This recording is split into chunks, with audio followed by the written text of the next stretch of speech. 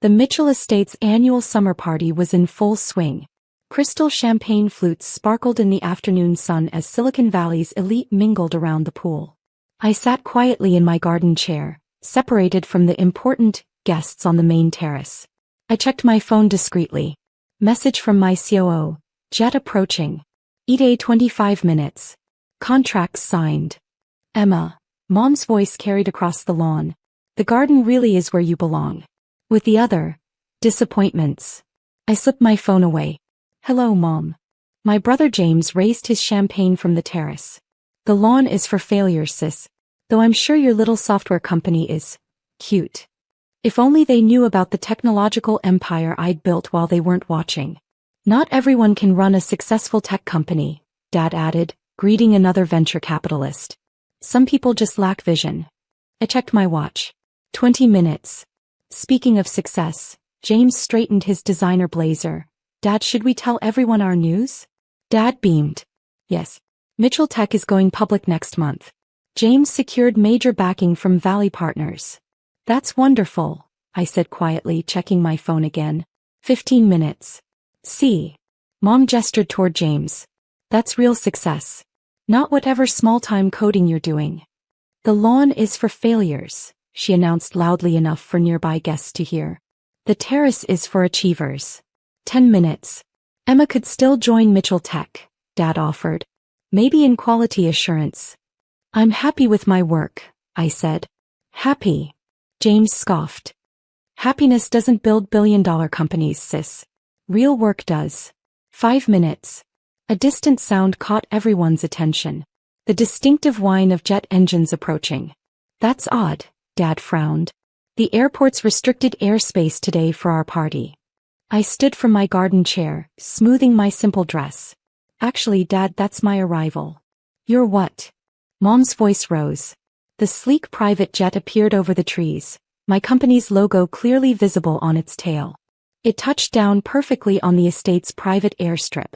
That's impossible, James whispered. The Genesis logo, one of Dad's business partners pointed. But that's the most valuable private tech company in the world? I smiled. Yes, it is. Dad's champagne glass froze halfway to his lips. You work for Genesis? No, I corrected. I founded it. I am Genesis. The party went silent. All eyes moved from the jet to the woman they'd banished to the garden. But you're just coding small projects, Mom stammered. Actually, I checked my phone one last time. I just closed a $12 billion acquisition. That's why I was late. Board meeting in Tokyo. James collapsed into a nearby chair. Genesis, you're the mysterious CEO nobody's ever seen? The same CEO who just bought controlling interest in Mitchell Tech, I added casually. Those Valley Partners backing your IPO? They work for me.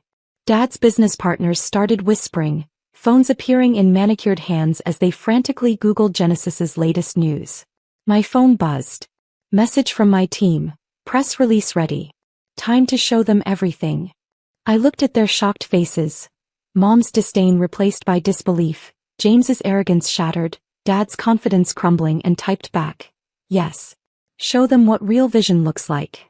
The Mitchell Estates' pristine lawn had become a stage for the ultimate power shift. The jet's engines wound down as my executive team emerged, their confident strides a stark contrast to the stunned party guests frozen with their champagne flutes. Let me explain what happens now, I said, standing from my garden chair one last time. Mitchell Tech's IPO isn't happening next month.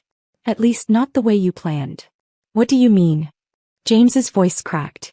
Genesis isn't just buying controlling interest. I pulled up documents on my tablet. We're absorbing Mitchell Tech completely. Your revolutionary software? It's 5 years behind what we developed. Dad found his voice. That's ridiculous. Our tech is cutting edge. Your tech, I interrupted, is obsolete. While you were hosting garden parties, Genesis was redefining the entire industry. The party guest had gravitated toward our confrontation, phones recording every moment. But your little coding projects. Mom whispered. Were cover stories, I smiled. Did you really think the CEO of Genesis worked on small-time coding? Everything you mocked was carefully crafted misdirection. My executive team approached, tablets ready. Ms. Mitchell, the contracts are final. Mitchell Tech is now officially a Genesis subsidiary. James jumped up. Wait. I'm the CEO of Mitchell Tech. We're the CEO, I corrected. As of 3 minutes ago, you're nothing. Unless. Unless what? He demanded. Unless you can prove your worth to Genesis. Not as Dad's son, but as a genuine innovator. Can you? Mom stepped forward. Now see here, young lady. No, Mom, you see here. I turned my tablet to show Genesis's global reach. While you were deciding who deserved terrace seating, I built this. A technology empire that makes Mitchell Tech look like a high school project. Dad's business partners were already gravitating toward my executives, sensing where the real power lay. This is impossible, Dad muttered. The valuations, the technology. Genesis is valued at $180 billion, I stated flatly. Mitchell Tech? A mere $400 million. And that's being generous. My phone buzzed. Message from my CFO. Markets reacting to acquisition. Genesis stock up 12% in after-hours trading. You know what's ironic? I continued, watching their faces. Every time you put me in the garden, I was on video calls with global tech leaders. Every small project you mocked was worth billions. The garden is for failures, Mom repeated weakly. No, Mom. The garden was for watching you underestimate me. And now. The estate's smart screens suddenly lit up with breaking news. Tech World shocked AS Genesis acquires Mitchell Tech. Mysterious Genesis revealed AS Mitchell heiress. Silicon Valley's biggest secret uncovered. Your options are limited, I addressed my family. Dad, Mitchell Tech becomes a Genesis research division. You can stay as an advisor if you can handle reporting to your garden failure. He slumped, 30 years of tech industry confidence evaporating. James, I turned to my brother, you have two choices. Prove your actual technical skills and earn a real position, or take a generous exit package. And if I stay, he asked quietly, then you learn what real innovation means. Starting from the bottom, no shortcuts. Mom's hands trembled around her champagne glass. Emma, please, we can discuss this. Like you discuss my future? My worth? My place at parties. The silence was deafening. My executive team moved forward with more tablets. The press conference starts in 30 minutes, Ms. Mitchell. Global media is waiting. Perfect timing, I smiled. Dad, James, you'll need to decide quickly. The announcement goes live with or without you. You're destroying everything we built, Dad protested. No, I corrected. I'm saving Mitchell Tech from irrelevance. You should thank me. Another year of your outdated tech and you'd be bankrupt. The party guests were openly staring now, phones recording Silicon Valley's most dramatic power shift in decades. How long? James asked. How long have you been Genesis's CEO? Since I founded it 6 years ago. Right after you told me my coding ideas were cute little projects. My phone lit up with another message. Global tech media arriving. Ready to reveal phase 2. I looked at their shattered expressions. The family that had exiled me to the garden now standing in the shadow of my jet. The press conference will explain everything. I gathered my things. You have 20 minutes to decide. Join the future I'm building or stay in your comfortable past. And Mom, I added, turning back. The garden isn't for failures. It's for people who see beyond the terrace to something bigger. As my executive team led me toward the jet, I heard the whispers, saw the phones recording, felt the power shifting like tectonic plates beneath Silicon Valley. The sun was setting over the Mitchell estate, casting long shadows across the lawn where I'd been exiled countless times. My executive team had set up a temporary command center in what used to be the pool house, screens showing Genesis's global operations. Ms. Mitchell, my chief strategy officer, approached. The media's asking about Mitchell Tech's current projects. Show them, I nodded. The screens filled with comparison data, Genesis's advanced AI systems next to Mitchell Tech's outdated algorithms. Dad stepped into the pool house, his confidence replaced by uncertainty. Those are our proprietary systems. Were your systems, I corrected. Genesis reverse engineered them last year. Took our junior team about a week to show all the flaws. James followed, clutching his laptop. But our neural network is 3 generations behind. I pulled up more data. See these pattern recognition rates. Mitchell Tech's best AI is slower than Genesis's prototype from 4 years ago. Mom hovered in the doorway watching her tech dynasty crumble. Your development team, I continued, has been stuck in old paradigms. While you were celebrating incremental improvements, Genesis was redefining what's possible. The screens showed live feeds from Genesis Labs worldwide, quantum computing, advanced AI, technologies that made Mitchell Tech look like ancient history. All this time, Dad whispered, when you said you were working on small projects. I was leading global innovation teams, I finished. Those late-night coding sessions you mocked? I was revolutionizing technology while you were planning garden parties. My phone buzzed again. Message from Tokyo. Asian markets opening. Genesis stock soaring on acquisition news. Here's what happens tomorrow, I addressed them. Mitchell Tech's board meets at 9 a.m. They'll approve the Genesis acquisition because they know it's their only chance at survival. And us? James asked quietly. You said the garden was for failures, I smiled. Consider this your chance to prove you belong on the terrace. If you can earn it. The screens switched to live feeds of global news coverage. Genesis O emerges from shadows. Mitchell Tech acquired. Family drama rocks Silicon Valley. Garden TO greatness. Tech's new queen. Your positions at Mitchell Tech are gone, I stated flatly. But Genesis always needs talented people, if they're willing to learn humility first. Humility. Mom found her voice. We built a tech empire. No, Mom. You built a tech company. I built an empire. There's a difference. My executive team moved with practiced precision, preparing for the press conference. Each screen showed another aspect of Genesis's dominance.